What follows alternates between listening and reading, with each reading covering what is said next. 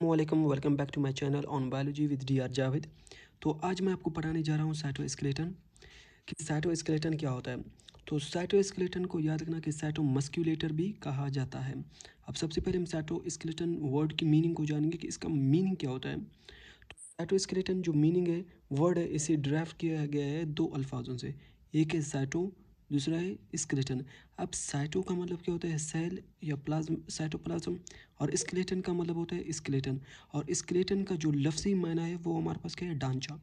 मतलब सेल के अंदर एक ढांचा होता है, एक ढांचा नुमा स्ट्रक्चर होता है जिसे साइटोस्केलेटन कहा जाता है।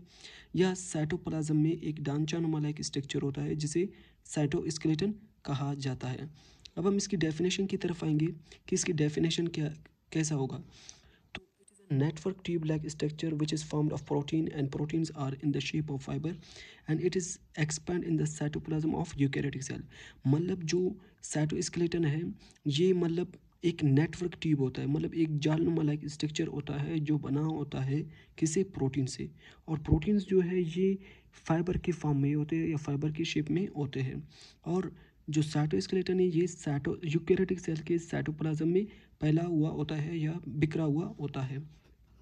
अब हम इसकी डिस्कवरी को की तरफ जाएंगे अब हम इसकी डिस्कवरी की तरफ जाएंगे। तो फर्स्ट सीन बाय कोल्जॉफ इन 1928। तो सबसे पहले साइटोस्केलेटन को किसने देखा था, कोल्जॉफ ने, साइंटिस्ट ने। कब, 1928 में। और फिर लेटर को हिन formed confirmed it by microscope इन 1977। और फिर साइटोस्केलेटन को किसने कन्फर्म किया, क्विन ने, किसके जरिए, माइक्रोस्कोप के जरिए। कब, 1977 में। अब हम साइटोस्केलेटन की कंपोजिशन की बात करेंगे कि साइटोस्केलेटन किन चीज़ों से बना होता है। तो साइटोस्केलेटन बना होता है किससे, प्रोटीन से। जैसे कि एक्टिन प्रोटीन है, ट्यूबुलिन प्रोटीन है, मायोसिन प्रोटीन है और ट्रैपोमायोसिन प्रोटीन है। अब हम पढ़ेंगे टाइप्स, ठीक है। Now there are three types of cytoskeleton. मतलब साइटोस्केलेटन के तीन टाइप्स होते हैं। एक है मैक्रोट्यूब्यूल्स, दूसरा है मैक्रोफिलामेंट और तीसरा है कि इंटरमीडिएट फिलामेंट। अब सबसे पहले हम माइक्रोट्यूब्यूल पढ़ेंगे कि मैक्रोट्यूब्यूल्स पढ़ेंगे कि मैक्रोट्यूब्यूल्स क्या होते हैं। तो मैक्रोट्यूब्यूल्स आर ओलो एंड सिलेंडर लाइक स्ट्रक्चर्स। मतलब मैक्रोट्यूब्यूल्स जो है ये खाली और सिलेंडर लाइक स्ट्रक्चर्स होते हैं। Macrotubules are made up of proteins called tubulin. जो मैक्रोट्यूब्यूल्स है ये बनी होती कुछ प्रोटीन से जिन्हें हम ट्यूबुलिन कहते हैं। And its diameter is 25 nanometer. मतलब मैक्रोट्यूब्यूल का जो डायमीटर है ये 25 नैनोमीटर तक होता है। And in plant cell they are attach with the cell wall, मतलब सेल वॉल ऑफ प्लांट, ठीक है। मतलब प्लांट सेल के अंदर जो साइटोस्केलेटन है ये इसके सेल वॉल के साथ अटैच होते हैं। While in the animal cell they control the transportation of substance. मतलब एनिमल सेल के अंदर जो साइटोस्केलेटन है ये ट्रांसपोर्टेशन सब्सटेंसेस के ट्रांसपोर्टेशन को क्या करते हैं, कंट्रोल करते हैं। अब हम पढ़ेंगे structure of microtubule. So microtubule is formed of two kind of proteins. मतलब मैक्रोट्यूब्यूल जो है ये दो किस्म की प्रोटीन से बना होता है। एक हमारे पास क्या है, अल्फा ट्यूबुलिन प्रोटीन, दूसरा है बीटा ट्यूबुलिन प्रोटीन। जब अल्फा ट्यूबुलिन प्रोटीन और बीटा ट्यूबुलिन प्रोटीन एक दूसरे के साथ अटैच होंगे तो फिर इसे हम क्या कहेंगे, डाइमर कहेंगे।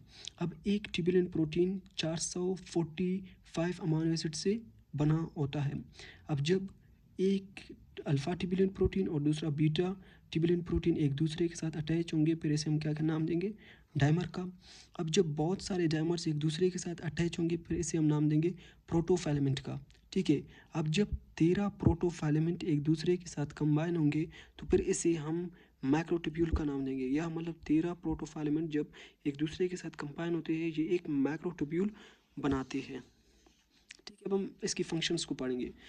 Functions of microtubule. तो इसका पहला फंक्शन है it help in the formation of centriole. मतलब मैक्रोट्यूब्यूल सेंट्रियोल के बनाने में मदद करता है। और दूसरा इसका फंक्शन है वो ये है कि microtubule also help in cell division. मतलब मैक्रोट्यूब्यूल जो है ये सेल डिवीजन में भी मदद करता है। और इसका जो तीसरा फंक्शन है वो ये है कि microtubule also help in transportation of centrioles. मतलब मैक्रोट्यूब्यूल्स सेंट्रियोल्स की ट्रांसपोर्टेशन में भी मदद करते हैं।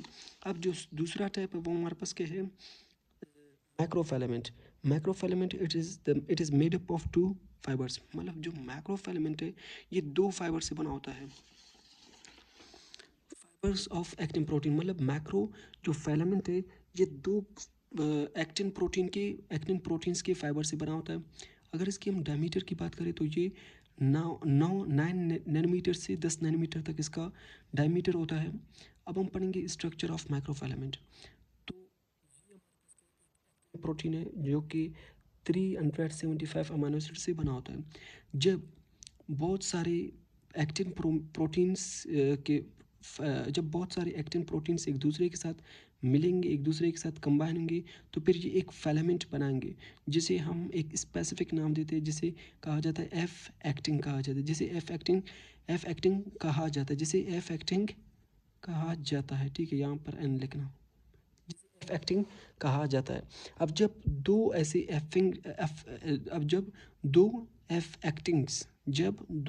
एफ एक्टिंग्स एक दूसरे के साथ अटैच होते हैं या कंबाइन होते हैं, तो फिर ये एक माइक्रोफिलामेंट बनाते हैं।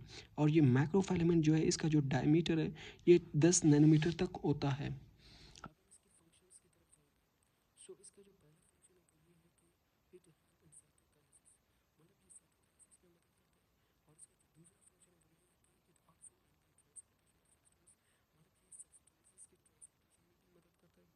इसका जो तीसरा फंक्शन है वो ये है कि आल्सो हेल्प इन मसल कंट्रैक्शन, मतलब जो माइक्रोफिलामेंट्स है ये मसल कंट्रैक्शन में भी मदद करता है।